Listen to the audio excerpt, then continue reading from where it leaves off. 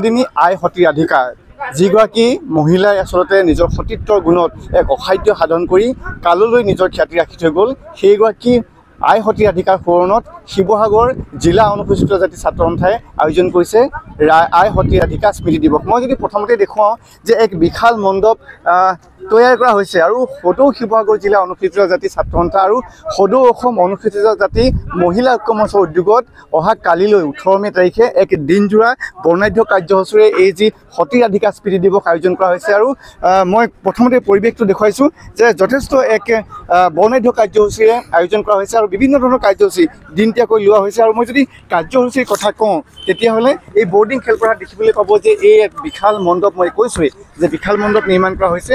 সমান্তৰালভাৱে এই যি সতীৰ অধিকাৰ স্মৃতি দিৱস হ'ব তাতে পুৱাৰ পৰা আচলতে পুৱা 7 বজাৰ পৰা কাৰ্যসূচী আৰম্ভ হ'ব আৰু লগতে যদি আমি কওঁ যে দিহানাম সম্ৰাট কমলা গগৈৰ দিহানাম পৰিৱেশন হ'ব, মহাসতীৰ অধিকাৰ নাট পৰিৱেশন হ'ব আৰু কৈৱৰ্ত কুলনন্দিনী স্মৃতি দিৱস বা সতীৰ অধিকাৰ যি স্মৃতি দিৱস সেই উপলক্ষে আচলতে আয়োজকসকলৰ মাজত ব্যাপক উৎসাহ দেখিবলৈ পোৱা গৈছে। মই যদি দেখুৱাওঁ যে যিসকল আয়োজক সমিতি আছে গোটেই সকলোৱে ব্যস্ত হৈ পৰিছে আৰু মই পোনে পোনে পৰৱজ্যোতি দাসৰ কাষলৈ আহিছোঁ। কৈৱৰ্ত কুলনন্দিনী আই সতীৰ অধিকাৰ স্মৃতি দিৱস কাইলৈ দিনজোৰা কাৰ্যসূচী আয়োজন কৰিবলৈ লোৱা হৈছে। যথেষ্ট আপোনালোকৰ মাজত মই উৎসাহ দেখিছোঁ। এই মুহূৰ্তত কি ক'ব? অত্যন্ত মানে প্ৰস্তুতি চলি আছে, আপোনালোকে দেখিছে আৰু অত্যন্ত আড়ম্বৰপূৰ্ণ অনুষ্ঠান হ'ব। আৰু এইখিনিতে এটা কথা আপোনালোকক স্পষ্ট কৰি কওঁ যে কৈৱৰ্ত কুলনন্দিনী আই সতীৰ অধিকাৰ যিগৰাকী আচলতে যেনেদৰে স্থিতি স্পষ্ট হ'ব লাগিছিলে অসম বুলিকত তেনেদৰে আজিলৈকে হোৱা নাই। তেখেতে নিজৰ যিখিনি আচলতে গুণ কৰি মানে যিখিনি প্ৰকাশ কৰিবলৈ আছিলে সেইখিনি কৰি থৈ গুচি গ'ল। কিন্তু আজিৰ তাৰিখত চৰকাৰী পক্ষই হওক বা অসমৰ সাধাৰণ জনতাই হওক যেনেদৰে তেওঁক আচলতে মানে আদৰি ল'ব লাগিছিলে তেনেদৰে কিন্তু আমি লোৱাটো দেখা নাই। কিন্তু তথাপিও আমি অনুসূচিত ছাত্ৰ সন্থাই হওক বা অনুসূচিত যদি মহিলা ঐক্য মঞ্চ হওক প্ৰতি বছৰে আমি তেখেতৰ এই স্মৃতি দিৱসটো আয়োজন কৰি আহিছোঁ। আৰু এইবাৰ অনুষ্ঠানটো ইমানেই আড়ম্বৰপূৰ্ণভাৱে পতা হৈছে যে আপোনালোকে দেখিব কাইলৈ সাংস্কৃতিক শোভাযাত্ৰা হ'ব আৰু সাংস্কৃতিক শোভাযাত্ৰাত প্ৰায় 10,000 মানুহে প্ৰায় সাংস্কৃতিক শোভাযাত্ৰাত অংশগ্ৰহণ কৰিব। আৰু ইয়াৰ সমান্তৰালকৈ আমাৰ এখন সতীৰ অধিকাৰ নাটক আছে, যিখন নাটকত শৰ্মিষ্ঠা দাসৰ নিচিনা অসমৰ যশস্বী অভিনেত্ৰীয়ে তেখেতে মানে অভিনয় কৰিব। অৰুণ হাজৰিকাৰ নিচিনা মানে অভিনেতাই আমাৰ অনুষ্ঠানটোত অংশগ্ৰহণ কৰিব। আৰু এনেকুৱা ধৰণৰ বহুখিনি আমি অনুষ্ঠান ৰাখিছোঁ। আৰু সমান্তৰালকৈ আমি ক'ব খুজিছোঁ আমাৰ যিখন নাটক আছে, এখন ভাওনা আছে দক্ষযজ্ঞ ভাওনা, পৰাগ দাসে পৰিচালনা কৰিছে, অসমৰ এজন যশস্বী অভিনেতা।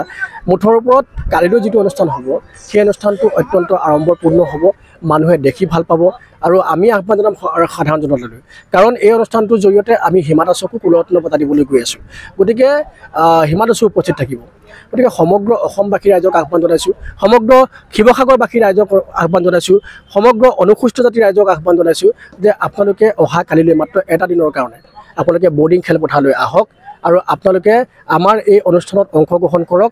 আৰু আপোনালোকে দেখি ভাল পাব, আপোনালোকে গোটেই অনুষ্ঠানৰ সামগ্ৰিক পৰিৱেশ দেখি ভাল পাব। ইয়াত আমি সতীৰ অধিকাৰ প্ৰতিমূৰ্তি আমি স্থাপন কৰিছোঁ, ইয়াত আমি আম্বেদকাৰ দেৱৰ প্ৰতিমূৰ্তি স্থাপন কৰিছোঁ। আৰু ইয়াত আমি আচলতে যিমানবোৰ আয়োজন কৰিছোঁ সকলো ৰাইজৰ আশীৰ্বাদত আমি কৰিবলৈ গৈ আছোঁ। গতিকে সমগ্ৰ ৰাইজে আশীৰ্বাদ দি আমাৰ অনুষ্ঠানটো মানে সাফল্যমণ্ডিত কৰি তুলিবলৈ আহ্বান জনাইছোঁ। আৰু লগতে আহ্বান জনাইছোঁ মাত্ৰ এদিনৰ কাৰণে আপোনালোক সকলো আহক, নিমন্ত্ৰিত সকলোৱে আহি অংশগ্ৰহণ কৰক আৰু এক আড়ম্বৰপূৰ্ণ অনুষ্ঠানৰ আপোনালোকে সাক্ষী হওক।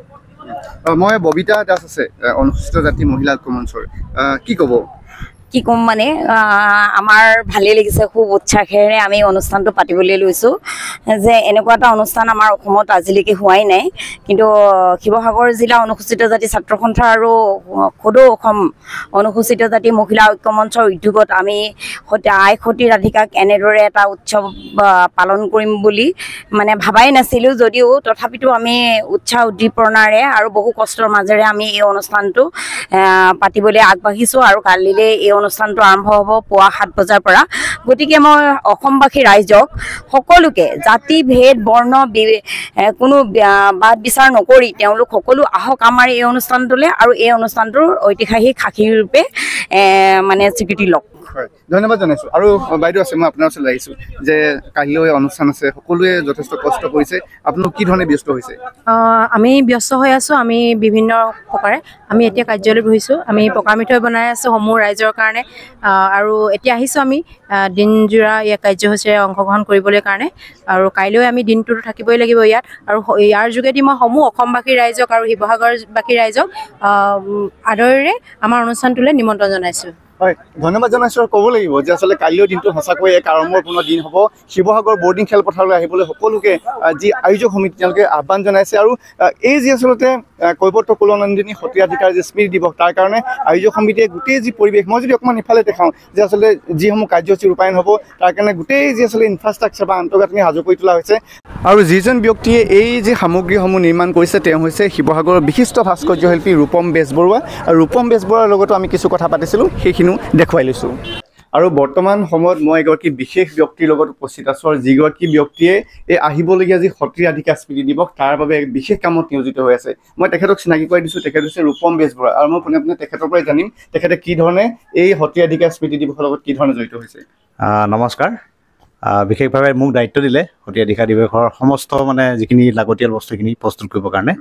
তাৰ বাবে আমি মূল তোৰণৰ পৰা আদি কৰি দুভাগী সত্ৰাধিকাৰ প্ৰতিমূৰ্তি বনাই আছোঁ, আৰু দুভাগী আম্বেদকাৰ দেৱৰ প্ৰতিমূৰ্তি বনাই আছোঁ দুটা। তাৰ লগতে আকৌ লগোবিলাক বনাই আছোঁ, প্ৰায় 9 ফুট হাইটৰ দুটা লগো বনাই আছোঁ। এটা মহিলা অংকমঞ্চ আৰু অনুসূচিত জাতিৰ ছাত্ৰ সন্থা এটা লগো, শ্বহীদ বেদী বনাই আছোঁ। আৰু লগতে সত্ৰাধিকাৰ স্মৃতি দিৱসত যিখিনি মমেণ্টৰ হিচাপে দিব, এই সত্ৰাধিকাৰ ৰূপতে আমি মমেণ্টৰবিলাক তৈয়াৰ কৰিছোঁ। আপোনালোকে ভিডিঅ' দেখিবলৈ পাব। আৰু সেই মমেণ্টৰবিলাক আমি প্ৰায় 80% আমি মমেণ্টৰ তৈয়াৰ কৰি আছোঁ। এটা যুদ্ধকালীন পৰিস্থিতিত কাম চলি আছে। হঠাৎ আমাৰ দেশৰ পৰিস্থিতিৰ কাৰণে এই অনুষ্ঠানটো যেতিয়া বন্ধ ৰখাই দিব লগা হৈছে, তেতিয়া আমাৰ বহুত বিপদত পৰিছিলোঁ। আমি চিন্তা হৈ গৈছিলে যে আমি ইমানবোৰ বস্তু তৈয়াৰ কৰিলোঁ, এই বস্তু আমি কি কৰিম, যিহেতু সত্ৰাধিকাৰ স্মৃতি দিৱস বছৰত এবাৰে আহে। আৰু সেই স্মৃতি দিৱসত যদি এইখিনি ৰাখি দিব লগা হয়, এবছৰ মোক থ'বলৈ জেগা নাই, আৰু এই বস্তুবোৰ কি কৰিম। আৰু আমাৰ সৈতে 10-15জন শিল্পী আমাৰ লগত জড়িত হৈ আছে, যিকেইজনে এইখিনি কাম কৰি আছে। সেইকেইজনক লৈ এটা চিন্তাৰ বিষয় হৈ গৈছিলে। কিন্তু যেইখিনি নহওক, এই অনুষ্ঠানটো আকৌ পাতিবলৈ লোৱা হৈছে, তাৰ বাবে মনত অকণমান সকাহ পাইছোঁ। এইখিনি আমাৰ কাইলৈ স্মৃতি দিৱস আছে, গতিকে সকলোকে নিমন্ত্ৰণ জনাইছোঁ, আহিব, বস্তুবোৰ চাব কেনে পালে, আৰু ভুল ক্ৰুটিবোৰ আঙুলিয়াই দিব বুলি আশা ৰাখিলোঁ। ধন্যবাদ। ধন্যবাদ জনাইছোঁ। মই যদি ৰূপম দাৰ কথা কওঁ, ৰূপম দা শিৱসাগৰৰ এজন বিখ্যাত ভাস্কৰ্য শিল্পী, আৰু তেওঁ নিৰ্মাণ কৰা ভাস্কৰ্য ইতিমধ্যে শিৱসাগৰতে নহয় বিভিন্ন স্থানত গোটেই ৰাজ্যজুৰি তেওঁ সমাদৰ লাভ কৰিছে। আৰু তেখেত এই যি সত্ৰাধিকাৰ স্মৃতি দিৱস তাৰ বাবে যিসমূহ নিৰ্মাণ কৰিবলগীয়া যিসমূহ সামগ্ৰী তেওঁ উল্লেখ কৰিছে, যে সত্ৰাধিকাৰ মূৰ্তি, তোৰণ বা যিখিনি আচলতে মমেণ্টটো দিয়া হ'ব, সেই গোটেইখিনি তেওঁ নিৰ্মাণৰ লগত জড়িত হৈ আছে। মই যদি দেখুৱাওঁ যে আচলতে আম্বেদকাৰৰ যি প্ৰতিমূৰ্তি, সেই প্ৰতিমূৰ্তি ইয়াতে স্থাপন কৰা হ'ব, লগতে শ্বহীদ বেদীটো স্থাপন কৰা হৈছে। আৰু মই যদি দেখুৱাওঁ যে এই কাষতে আছে অস্থায়ী কাৰ্যালয় আৰু এক আড়ম্বৰপূৰ্ণ পৰিৱেশ। খালি মই এটা কথাই ক'ম যে কালিলৈ দিনটোত শিৱসাগৰলৈ বহু বিশিষ্ট লোকৰ সমাগম ঘটিব। কেইবাগৰাকীও বিশিষ্ট ক্ৰীড়াবিদ উপস্থিত থাকিব, সাংস্কৃতিক কৰ্মী উপস্থিত থাকিব, ৰাজনীতিক জগতৰ বহুখিনি ব্যক্তি উপস্থিত থাকিব।